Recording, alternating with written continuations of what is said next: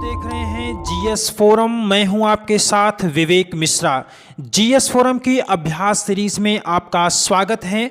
आज हम लोग पॉलिटिकल साइंस के 125 महत्वपूर्ण प्रश्नों पर चर्चा करेंगे जो चलते चलते आपके एग्जाम के लिए महत्वपूर्ण होगा। आज का पहला सवाल, किसने राजनीति को कला और विज्ञान दोनों माना है? विकल्प सी, गार्नर। क्वेश्चन नंबर 2, राजनीति के अध्ययन को एक विज्ञान के स्तर तक उठाने का श्रेय किसको दिया जा सकता है? हॉब्स एवं मार्क्स दोनों को। विकल्प सी। क्वेश्चन नंबर 3, यह कथन किसका है कि सामाजिक व्यवस्था का औपचारिक सिद्धांत वहां समाप्त हो जाता है जहां राजनीतिक व्यवस्था का औपचारिक सिद्धांत शुरू होता है? ये कथन है कैटलिन का। विकल्प डी।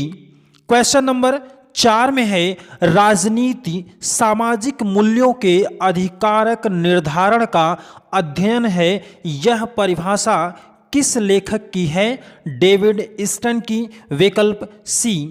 क्वेश्चन नंबर 5, निम्नलिखित में से किसने राज्यों का वर्गीकरण गणतंत्र, जनतंत्र, कुलीन तंत्र और राजतंत्र में किया है? तो विकल्प बी, मैकियावली। क्वेश्चन 6, प्लेटो के अनुसार राज्य क्या होता है? तो व्यक्ति का विराट स्वरूप होता है। विकल्प ए। क्वेश्चन नंबर 7, स्पार्टा की शिक्षा आधारित थी राज्य के हित पर। विकल्प बी। क्वेश्चन नंबर 8, राज्य की उत्पत्ति के संदर्भ में सामाजिक समझौते के सिद्धांत का सर्वप्रथम प्रतिपादन किया है सोफिस्ट विचारकों ने। विकल्प सी। क्वेश्चन नंबर 9, प्लेटो राज्य में न्याय की स्थापना हेतु किन सिद्धांतों का प्रतिपादन करता है? तो साम्यवादी और शिक्षा सिद्धांत दोनों का। विकल्प सी। क्वेश्चन नंबर 10, एथेंस की शिक्षा में सर्वाधिक बल दिया गया था साहित्य पर। विकल्प बी। क्वेश्चन नंबर 11, प्लेटो के न्याय सिद्धांत द्वारा आधुनिक राजनीतिक विज्ञान को कौन सा सिद्धांत प्राप्त हुआ है? विकल्प ए, शक्ति पृथक्करण का सिद्धांत। क्वेश्चन नंबर 12 में आगमनात्मक पद्धति को अपनाया था। विकल्प बी, अरस्तु। क्वेश्चन नंबर 13 कि 15 अगस्त 1947 के पूर्व भारत राज्य नहीं था क्योंकि इसके पास संप्रभुता शक्ति नहीं थी। विकल्प डी सही होगा। क्वेश्चन नंबर 14, सूची को यहाँ पर मिलाना है और एक तरफ आपको स्टेटमेंट्स दिए गए हैं, दूसरी तरफ आपको उनके विचारकों के नाम दिए गए हैं। आपको इसे मैच करवाना है। इसे आप ध्यान से देख लें, उसके बाद आंसर अगर आप देखेंगे तो इसका सही विकल्प ए होगा। 3, 4, 2, 1। क्वेश्चन नंबर 15, निम्नलिखित में से कौन से विचारक के विषय में यह कहा गया है कि उसका राज्य विषयक सिद्धांत नैसर्गिक अधिकारों और शारीरिक रूपक का बेमेल मिश्रण है? तो स्पेंसर की किताब प्रिंसिपल ऑफ सोशियोलॉजी में राज्य को एक जीवित सावयव माना गया है। विकल्प बी सही होगा। क्वेश्चन नंबर 16 में है, समूह उसी अर्थ में वास्तविक है जिस अर्थ में राज्य वास्तविक है। यह कथन राज्य की विशेषता बतलाता है कि राज्य समुदायों का एक समुदाय है। इस प्रकार विकल्प डी सही होगा। क्वेश्चन नंबर 17 में है, कथन और कारण है। तो कथन इसमें है कि अरस्तु के अनुसार राज्य व्यक्ति का पूर्वगामी है और कारण कहता है अरस्तु के अनुसार राज्य एक नैसर्गिक संस्था है। तो इसमें विकल्प सी सही होगा। ए और आर यानी कि कथन और कारण दोनों सत्य हैं, लेकिन कारण कथन की सही व्याख्या नहीं करता है। विकल्प सी। क्वेश्चन नंबर 18 में है, किसने कहा है कि राज्य न तो भगवान की सृष्टि है, न उच्च भौतिक शक्ति का परिणाम, न परपाटी है और न ही परिवार का विस्तार मात्र। ये कथन है गार्नर का, विकल्प डी सही होगा। क्वेश्चन नंबर 19 में है, किसने कहा है कि एक राजा अति विकट रूप में पापी या दुराचारी नहीं हो सकता। यदि राजा बुरा है तो भगवान जनता को दंड दे रहा है उसे पापों के लिए, और जनता उसके विरुद्ध विद्रोह न करे, अर्थात जो बोझा उसके ऊपर भगवान ने रखा है उसे हटाना गैर कानूनी है। ये कथन है जेम्स प्रथम का, विकल्प ए सही होगा। क्वेश्चन नंबर 20 में है, मानव इतिहास के एक दीर्घ काल तक राज्य ईश्वरकृत अथवा दैवी समझा जाता था और सरकार का स्वरूप धार्मिक था। यह कथन किसका है? गैटेल का, विकल्प ए सही होगा। क्वेश्चन नंबर 22, किस शासक ने दैवी सिद्धांत से प्रेरणा लेते हुए यह घोषित किया कि मैं ही राज्य हूं? ये कथन है लुई चतुर्दश का, विकल्प ए सही होगा। क्वेश्चन नंबर 23 में है कि निम्न में से किसे दैवी सिद्धांत के प्रबल समर्थकों में शामिल नहीं किया जा सकता? विकल्प डी गिलक्राइस्ट। क्वेश्चन नंबर 24 में है, वर्तमान धर्मनिरपेक्ष के युग में महत्वहीन हो चुके दैवीय सिद्धांत के महत्व को व्याख्यापित करता हुआ यह कथन कि इस सिद्धांत ने लोगों को उस समय आज्ञा पालन का पाठ पढ़ाया जिस समय वे स्वयं शासन करने के लिए तैयार नहीं थे। यह कथन किसका है? तो ये कथन है गिलक्राइस्ट का, विकल्प बी सही होगा। क्वेश्चन 25, समाज शास्त्रीय तथ्यों पर आधारित राज्योत्पत्ति विषयक परिवार सिद्धांत का सर्वप्रथम पक्षधर कौन था?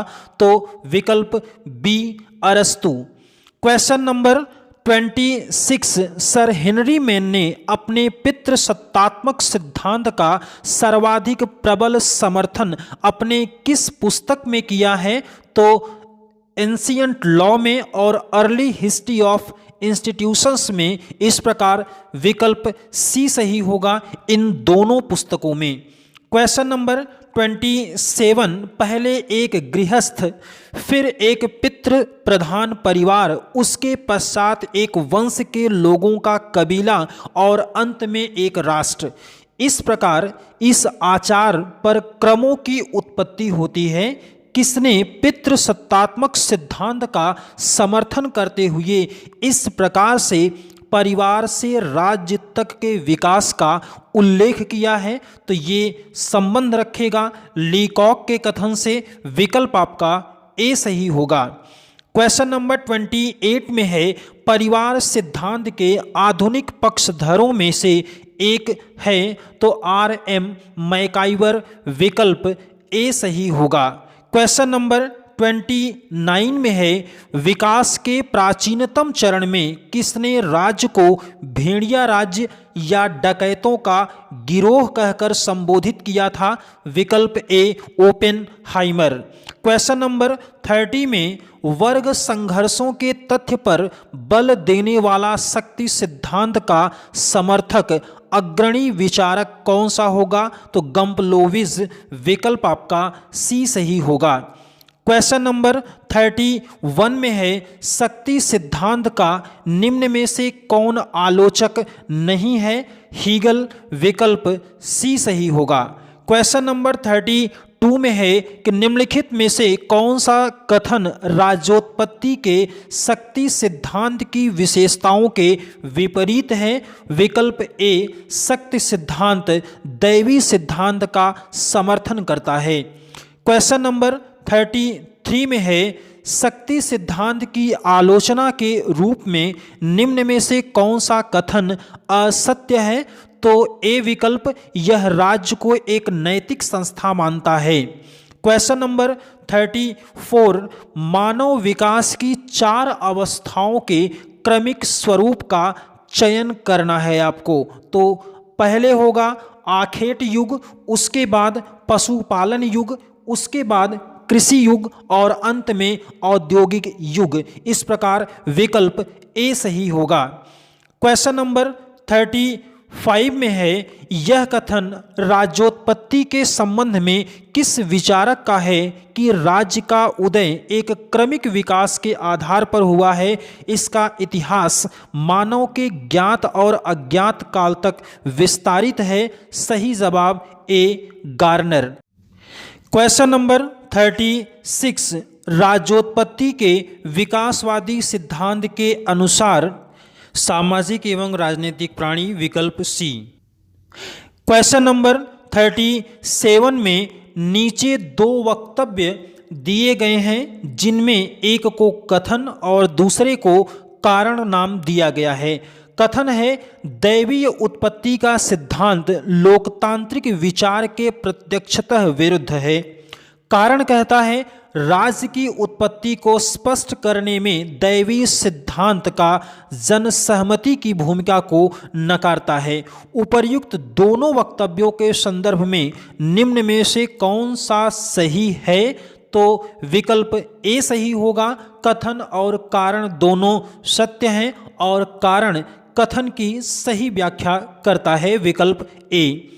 क्वेश्चन नंबर 38 में सामाजिक समझौता का सिद्धांत निम्नलिखित में से किससे संबंधित है? तो सामाजिक समझौता का सिद्धांत राज्य की उत्पत्ति से संबंधित है, विकल्प आपका बी सही होगा। क्वेश्चन नंबर 39 में सामाजिक समझौते का सिद्धांत निम्न में से किस पर आधारित है? तो विकल्प बी सही होगा, व्यक्तिवाद पर। क्वेश्चन नंबर 40 में है कि हॉब्स के अनुसार प्राकृतिक अवस्था में किस प्रकार का न्याय व्याप्त था? विकल्प डी सही होगा, मत्स्य न्याय। क्वेश्चन नंबर 41, हॉब्स का संप्रभु समझौते में किस अंश तक सहभागी है? तो भाग नहीं लेता, इस प्रकार विकल्प बी। क्वेश्चन नंबर 42 में हॉब्स किसका समर्थक था?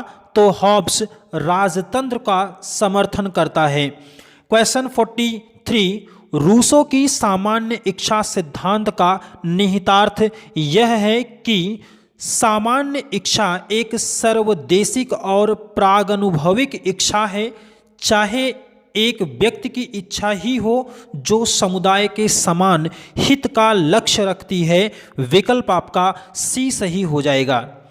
क्वेश्चन नंबर 44 में है कि लॉक के मत में व्यक्ति कौन सा अधिकार स्वयं के पास रखता है? विकल्प डी सही होगा, उपर्युक्त तीनों। इस प्रकार लॉक के मत में व्यक्ति स्वयं के पास संपत्ति का अधिकार, जीवन रक्षा का अधिकार और स्वतंत्रता का अधिकार, ये तीनों अधिकार रखता है, विकल्प डी सही होगा। क्वेश्चन नंबर 45 में लॉक को किस विचारधारा का जनक माना जाता है? तो लॉक को उदारवादी विचारधारा का जनक माना जाता है, विकल्प सी सही होगा। क्वेश्चन नंबर 46 में किसने दो प्रकार के समझौते, एक सामाजिक और दूसरा सरकारी, का प्रतिपादन किया था? तो लॉक ने किया, विकल्प बी सही होगा। क्वेश्चन नंबर 47 में हॉब्स के अनुसार प्राकृतिक अवस्था में लोग किस प्रकार के अधिकारों का प्रयोग करते थे? तो विकल्प सी सही होगा, किन्हीं अधिकारों का नहीं। क्वेश्चन नंबर 48 में लॉक का मनुष्य राज्य संचालक नहीं बल्कि सुप्त सत्ताधारी होता है, उक्त कथन किसका है? तो ये कथन बारकर का है, विकल्प ए। क्वेश्चन नंबर 49, वह शक्ति जिसे प्रत्येक ने समाज को प्रदान किया हमेशा ही समुदाय में रहेगी, यह कथन किसका है? ये कथन रूसो का है, विकल्प सी। क्वेश्चन नंबर 50 में मेरी जो इच्छा थी मैं करता था, मुझे रोकने वाला कोई न था, रूसो ने यह विचार किस रचना में व्यक्त किए हैं? सोशल कॉन्ट्रैक्ट, विकल्प बी। क्वेश्चन नंबर 51, मैकाइवर के अनुसार राज्य की उत्पत्ति के मुख्य तत्व कौन है? तो मैकाइवर के अनुसार 1, 2, 3 यानी कि सगोत्रता, धर्म और आर्थिक तत्व ये राज्य की उत्पत्ति के मुख्य तत्व हैं। विकल्प ए सही होगा। क्वेश्चन नंबर 52, राज्य के समझौतावादी सिद्धांत के संबंध में जिसके परिणाम स्वरूप राज्य का निर्माण हुआ कि निम्नलिखित मान्यताओं में हॉब्स की मान्यता क्या थी? हॉब्स की मान्यता थी कि लोगों ने अपने सारे अधिकार संप्रभु को बिना किसी शर्त के दे दिया है। इस प्रकार विकल्प ए सही होगा।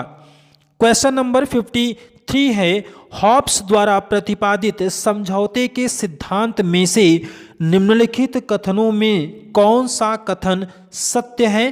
तो राजा समझौते का परिणाम था। विकल्प डी सही होगा। क्वेश्चन नंबर 54 में है, मेरी सामान्य इच्छा के अनुबंध में सभी लोग अपना सर्वस्व राज्य को सौंप देते हैं। राज्य का हित सबका सर्वश्रेष्ठ हित है। उक्त विचार किससे संबंध रखता है? रूसो से। विकल्प सी सही होगा। क्वेश्चन नंबर 55 में है, रूसो की विचारधारा किस रूप में अभिव्यक्त होती है? तो रूसो की विचारधारा उपर्युक्त तीनों रूपों में अर्थात व्यक्तिवाद, समूहवाद और स्वातंत्र्यवाद तीनों रूपों में व्यक्त होती है। विकल्प डी सही होगा। क्वेश्चन नंबर 56 में है कि जिसे मार सकते हो मार डालो और जिसे लूट सकते हो लूट लो। प्राकृतिक अवस्था विषयक यह चित्रण किसने प्रस्तुत किया है? तो हॉब्स का यह मानना है। विकल्प आपका डी सही हो जाएगा। क्वेश्चन नंबर 57 में है कि हॉब्स की प्रसिद्ध पुस्तक लेवियाथन का प्रकाशन किस वर्ष हुआ था? तो 1651 में। विकल्प बी सही होगा। क्वेश्चन नंबर 58 में है, प्राकृतिक विधियां बुद्धिमत्ता की विधियां हैं। यह कथन किसका है? तो ये कथन हॉब्स का है। विकल्प सी सही होगा। क्वेश्चन नंबर 59 में है कि रूसो के मत में व्यक्ति अपना अधिकार किस प्रकार सौंपता है? तो स्वयं बिना किसी शर्त के पूर्ण रूप से सौंपता है। विकल्प डी सही होगा। क्वेश्चन नंबर 60 में है कि हॉब्स के प्राकृतिक अधिकार को किसने शेर का अधिकार कहा है? तो सही जवाब टी.एस. हक्सले। विकल्प सी। क्वेश्चन नंबर 61, कौन संविदा सिद्धांत को काल्पनिक मानते हुए कहता है कि राज्य और सरकार का आधार समझौता नहीं है? बेंथम। विकल्प बी। क्वेश्चन नंबर 62, हॉब्स के आलोचक उसे निम्न में से क्या कहकर संबोधित करते हैं? सही जवाब होगा इनमें से सभी, जैसे कि अर्धविक्षिप्त, स्टुअर्ट नरेश का समर्थक, स्टुअर्ट नरेश का पिट्ठू। इस प्रकार विकल्प डी सही होगा, उपर्युक्त सभी। क्वेश्चन नंबर 63 में है, प्राकृतिक अवस्था शांति, सद्भावना, पारस्परिक सहयोग और सुरक्षा की अवस्था है।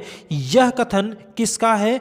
लॉक का। विकल्प बी सही होगा। क्वेश्चन नंबर 64 में निम्न में से कौन लॉक का घोर आलोचक है?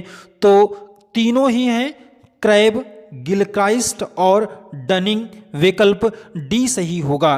क्वेश्चन नंबर 65 में है कि निम्नांकित कथनों का अध्ययन कर सही उत्तर दें। कथन और कारण दिया गया है। कथन कहता है, राज्य की उत्पत्ति के समझौतावादी सिद्धांत द्वारा 17वीं और 18वीं शताब्दी में प्रतिपादित किया गया। कारण है कि विधि और सरकार दोनों नैतिकता के सामान्य क्षेत्र में आते हैं। तो इसमें विकल्प बी सही होगा, यानी कि कथन और कारण दोनों सत्य हैं, लेकिन कारण कथन की सही व्याख्या नहीं करता है। इस प्रकार विकल्प बी सही होगा। क्वेश्चन नंबर 66 में है, प्राकृतिक दशा का मनुष्य स्वतंत्र एवं प्रसन्न था, इस बात से कौन सहमत है? तो रूसो और लॉक दोनों सहमत हैं, विकल्प डी सही होगा। क्वेश्चन नंबर 67 में कथन है कि लॉक का मत था कि प्राकृतिक दशा शांति, पारस्परिक सहयोग और आत्मरक्षा की दशा थी। कारण कहता है प्राकृतिक दशा नैसर्गिक नियमों द्वारा शासित थी, तो इस प्रकार इसमें सही जवाब ए हो जाएगा। कथन और कारण दोनों सत्य हैं और कारण कथन की सही व्याख्या है, विकल्प ए। क्वेश्चन 68 रूसो के सिद्धांत में स्वतंत्रता की अवस्था क्या थी? तो रूसो के सिद्धांत में स्वतंत्रता की अवस्था पूर्णतया युक्ति युक्त थी, विकल्प आपका ए सही होगा। क्वेश्चन नंबर 69 में है कि लॉक का मत था कि प्राकृतिक दशा शांति, पारस्परिक सहयोग, सद्भावना और आत्मरक्षा की दशा थी और कारण कह रहा है प्राकृतिक दशा नैसर्गिक नियम के द्वारा शासित थी। तो ये सवाल रिपीट हुआ है, विकल्प आपका ए सही होगा। क्वेश्चन नंबर 70 में है रूस के विषय में निम्नलिखित में से कौन सा वक्तव्य सही है? तो इनमें रूसों के विषय में सत्य कथन जो है वो डी है कि उसने हॉब्स और लॉक के विचारों का सम्मिश्रण प्रस्तुत करने के अतिरिक्त उनके सिद्धांतों में कुछ नहीं जोड़ा है, इस प्रकार विकल्प डी सत्य होगा। क्वेश्चन नंबर 71 में है हॉब्स के अनुसार व्यक्ति संप्रभु से ऊपर होता है या नहीं? तो संप्रभु विधि से ऊपर होता है, विकल्प आपका डी सही हो जाएगा। क्वेश्चन 72 में है निम्नलिखित वाक्यों में से कौन सा वाक्य सही है? तो ऐतिहासिक और विकासवादी सिद्धांत एक ही है, विकल्प आपका ए सही होगा। क्वेश्चन नंबर 73 में है निम्न में से किसमें राज्य की उत्पत्ति के ऐतिहासिक सिद्धांत के तत्व पाए जाते हैं? तो रक्त संबंध, धर्म, युद्ध, राजनीतिक चेतना, इस प्रकार विकल्प ए सही होगा। क्वेश्चन नंबर 74 में कथन और कारण है। कथन कह रहा है अरस्तु के अनुसार राज्य व्यक्ति का पूर्वगामी है। कारण है कि अरस्तु के अनुसार राज्य एक नैसर्गिक संस्था है, इस प्रकार इसमें बी सही होगा। कथन और कारण दोनों सही हैं लेकिन व्याख्या नहीं करता। क्वेश्चन नंबर 75 में है ऐतिहासिक सिद्धांत के अनुसार रक्त संबंध जो कि राज्य की उत्पत्ति के कारणों में मुख्य तत्व था, निम्न में क्या अभिप्राय व्यक्त करता है? तो सामान्य रक्त संबंधों पर आस्था, विकल्प आपका ए सही होगा। क्वेश्चन नंबर 76 में है कि नागरिक एवं प्रजा में भेद किसके द्वारा किया गया? विकल्प बी रूसो। क्वेश्चन नंबर 77 में है कि राज्य को शासक वर्ग का हथियार मानने वाले इतालवी समाजवादी दार्शनिक ग्राम्शी ने राज्य को 3 प्रकार की सामाजिक शक्तियों के टकराव का परिणाम माना है। बताइए निम्न में से कौन सी शक्ति का उल्लेख उसने नहीं किया है? तो उन्होंने प्राकृतिक शक्तियों का उल्लेख नहीं किया है, विकल्प ए सही होगा। क्वेश्चन नंबर 78 पूंजीपति वर्ग द्वारा संचालित राज्य को क्या कहा जा सकता है? तो विकल्प आपका ए सही होगा, बुर्जुआ राज्य। क्वेश्चन नंबर 79 में है निम्नलिखित रचनाओं में से कौन सी ग्राम्शी की नहीं है? तो इवोल्यूशनरी सोशलिज्म ग्राम्शी की पुस्तक का नाम नहीं है, शेष तीनों ग्राम्शी की पुस्तक हैं, विकल्प डी सही होगा। क्वेश्चन नंबर 80 में है कि कहाँ, कब, किस हद तक राज्य का जन्म होता है? यह प्रत्यक्ष रूप से इस बात पर निर्भर करता है कि कब, कहाँ और किस हद तक राज्य के विशेष विरोधों में सामंजस्य स्थापित नहीं किया जा सका और इसी के व्यतिक्रम से राज्य का अस्तित्व यह सिद्ध करता है कि वर्ग संबंधी विरोधों में कभी सामंजस्य नहीं हो सकता। यह कथन किस विचारक के हैं? तो यह कथन कार्ल मार्क्स का है। विकल्प बी सही होगा। क्वेश्चन नंबर 81 में पूंजीपति और साम्यवादी समाज के मध्य एक दूसरे में परिवर्तित होने का क्रांतिकारी काल रहा है। इसी के अनुरूप एक राजनीतिक संक्रांति काल भी होता है जो केवल क्रांतिकारी वर्ग की तानाशाही हो सकता है। श्रमिक वर्ग की तानाशाही के संदर्भ में यह कथन किस विचारक का है? तो ये भी कार्ल मार्क्स का ही है। विकल्प आपका डी सही होगा। क्वेश्चन नंबर 82 में है कि आदिम साम्यवादी युग में प्राकृतिक संसाधनों पर अधिकार था तो समस्त लोगों का। विकल्प आपका डी सही होगा। क्वेश्चन नंबर 83 में है कि मार्क्स समर्थक है तो सर्वहारा वर्ग के अधिनायकत्व का। विकल्प सी सही होगा। क्वेश्चन नंबर 84 में है कि मजदूर वर्ग की तानाशाही का प्रमुख उद्देश्य क्या है? तो बुर्जुआ वर्ग का दमन मार्क्सवाद के अनुसार। विकल्प आपका सी सही हो जाएगा। क्वेश्चन नंबर 85 में है कि नीचे लेनिन के कुछ कथन उद्धृत हैं, इनमें से एक लेनिन का नहीं है और वही कथन आपको बताना है। तो सही जवाब आपका विकल्प सी होगा। क्वेश्चन नंबर 86 में है कि निम्नलिखित में से कौन से सिद्धांतों ने यह प्रतिपादित किया कि राज्य वर्ग विरोधी की विसंगतियों की उपज एवं अभिव्यक्ति है? विकल्प सी सही होगा। मार्क्सवादी और लेनिनवादी सिद्धांत। क्वेश्चन नंबर 87 में है मार्क्स का मानना था कि राज्य की उत्पत्ति वर्गों की उत्पत्ति के साथ हुई है। विकल्प आपका ए होगा। क्वेश्चन नंबर 88 में मार्क्स के अनुसार राज्य अंतिम रूप में बिखर जाएगा। विकल्प आपका बी सही होगा। क्वेश्चन नंबर 89 में है 19वीं सदी के स्वतंत्र विचारक कानून और स्वतंत्रता के संबंध में क्या दृष्टिकोण रखते थे? तो विकल्प सी सही होगा। प्रत्येक कानून व्यक्तिगत स्वतंत्रता में वृद्धि करता है। क्वेश्चन नंबर 90 में है अपने ऊपर अपने शरीर और मन पर व्यक्ति संप्रभु है। यह कथन किसका है? तो जेम्स मिल का। विकल्प डी सही होगा। क्वेश्चन नंबर 91 में निम्नलिखित में से राज्य के अनिवार्य कार्य के रूप में गलत अंकित किया गया है? तो इनमें से कोई भी गलत अंकित नहीं है।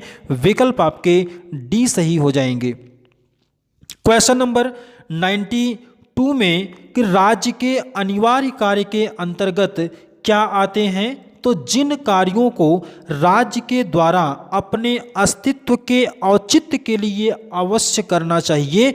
विकल्प डी सही हो जाएगा। क्वेश्चन नंबर 93 में है कि आधुनिक केंद्रीय राज्य पार्लियामेंट के द्वारा सामूहिक मत का सम्यक प्रतिनिधान करने में असमर्थ है।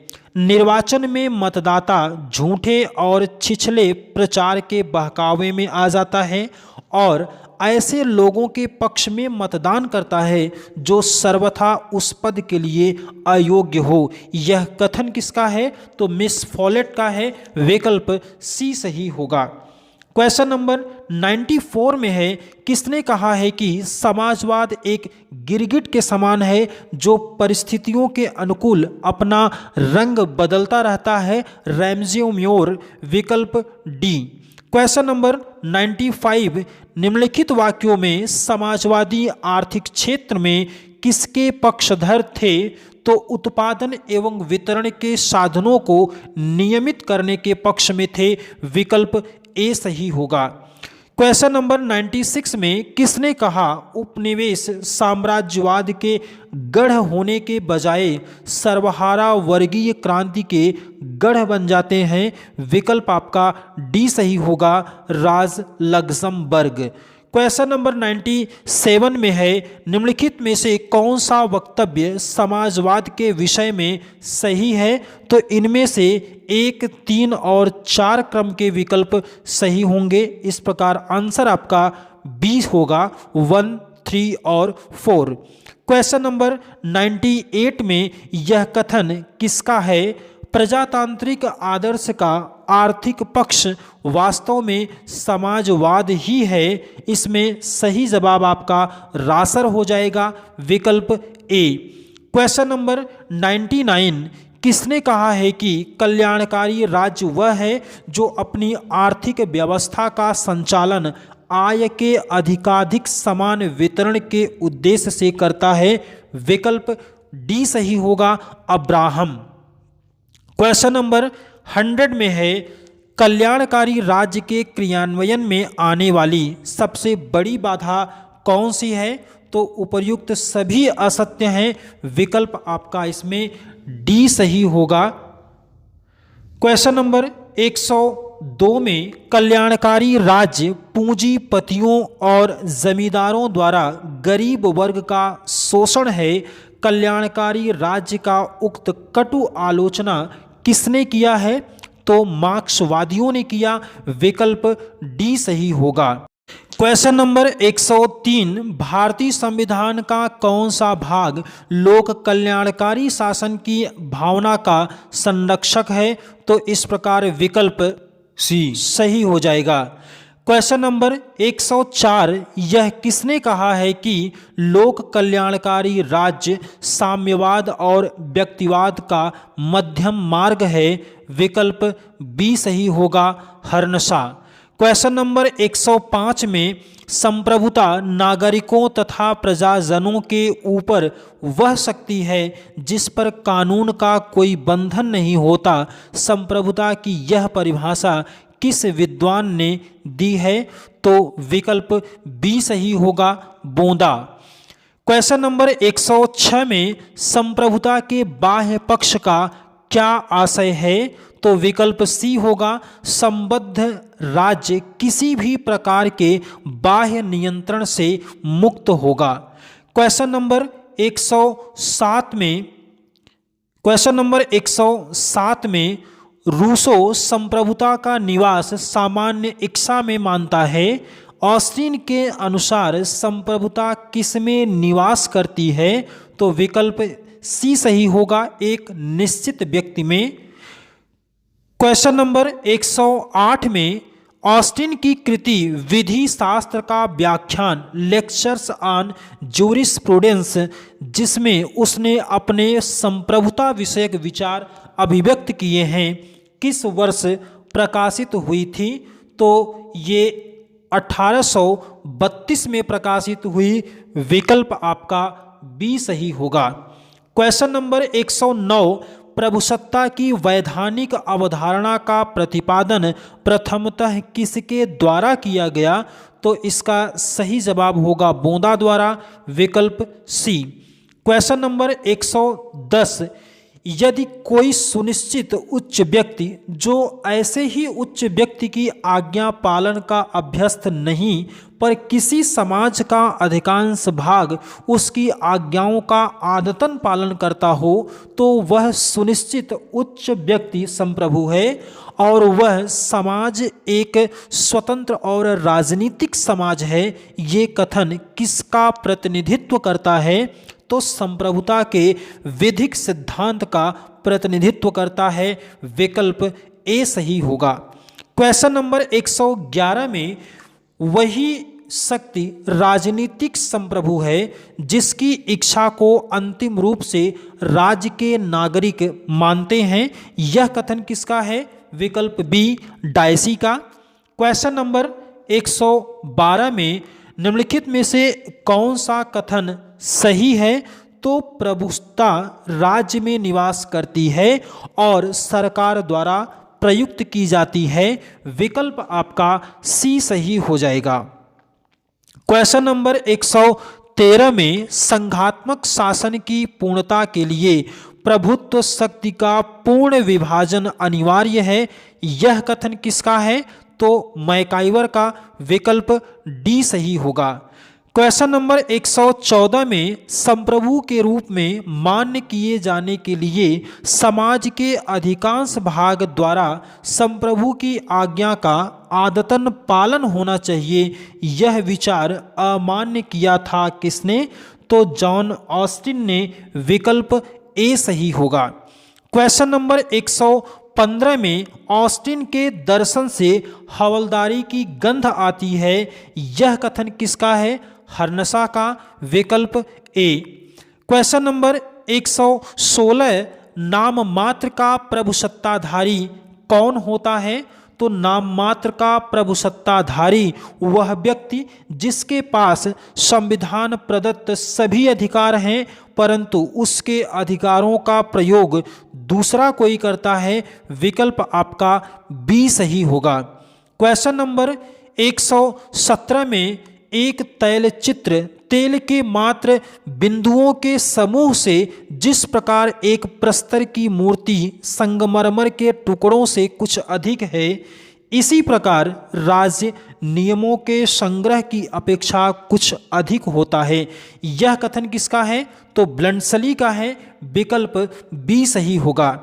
क्वेश्चन नंबर 118 में जीन बोंदा ने संप्रभुता की परिभाषा इस प्रकार दी है, यह नागरिक और प्रजाजनों पर लागू होने वाली एक सर्वोच्च शक्ति है जो कानून से बाधित नहीं होती। विचारक के मतानुसार इस परिभाषा का निहितार्थ क्या है? तो इस परिभाषा का निहितार्थ विकल्प ए में देखा जा सकता है। संप्रभु सकारात्मक विधि से बाधित नहीं है किंतु उच्च विधि के अधीन जरूर होता है। विकल्प ए। क्वेश्चन नंबर 119 में इंग्लैंड में संसदीय संप्रभुता के सिद्धांत का वास्तविक अर्थ क्या है? तो संसद द्वारा पारित कानूनों को किसी न्यायालय में चुनौती नहीं दी जा सकती। विकल्प सी सही हो जाएगा। क्वेश्चन नंबर 120 में बहुलवादियों के मतानुसार राज्य का मुख्य कार्य क्या है? तो विकल्प बी विभिन्न समूहों और समासों के अधिकारों और क्रियाकलापों के मध्य सामंजस्य स्थापित करना। विकल्प बी सही होगा। क्वेश्चन नंबर 121 में है कि निम्नलिखित में से बहुलवादी विश्वास करते हैं, तो इनमें से बहुलवादी क्या विश्वास करते हैं कि राज्य उतना ही महत्वपूर्ण है जितने अन्य सामाजिक, आर्थिक और धार्मिक समुदाय। विकल्प आपका ए सही होगा। क्वेश्चन नंबर 122 में 16वीं सदी में राष्ट्रीय राज्यों के आविर्भाव से प्रभुता की धारणा पर क्या प्रभाव पड़ा है? तो इस प्रकार सही विकल्प ए होगा। प्रभुता शब्द को एक नवीन अर्थ प्राप्त हुआ है। विकल्प ए। क्वेश्चन नंबर 123 में जनता की संप्रभुता का सिद्धांत कब उदित हुआ? तो जनता की संप्रभुता का सिद्धांत सामाजिक समझौता सिद्धांत के पश्चात। विकल्प डी सही होगा। क्वेश्चन नंबर 124 में जिन लोगों ने राज्य की प्रभुता को लेकर शब्दों का जाल रचा है उनके उद्देश्य पवित्र नहीं हैं, वे केवल आदर्शवादी प्रचारक हैं। यह आक्षेप किसने लगाया है? तो मैकाइवर होगा। विकल्प बी। क्वेश्चन नंबर 125 और अंतिम सवाल है कि बहुलवादी राज्य को क्या मानते हैं? तो विकल्प डी होगा। अन्य समुदायों की भांति ही एक समुदाय मात्र। विकल्प डी। साथियों, ये था आपकी मांग पर 125 वो महत्वपूर्ण सवाल जो आपके टीजीटी एग्जाम के लिए महत्वपूर्ण हो सकता है। मिलेंगे आपसे अगले वीडियो में, तब तक के लिए जय हिंद, वंदे मातरम।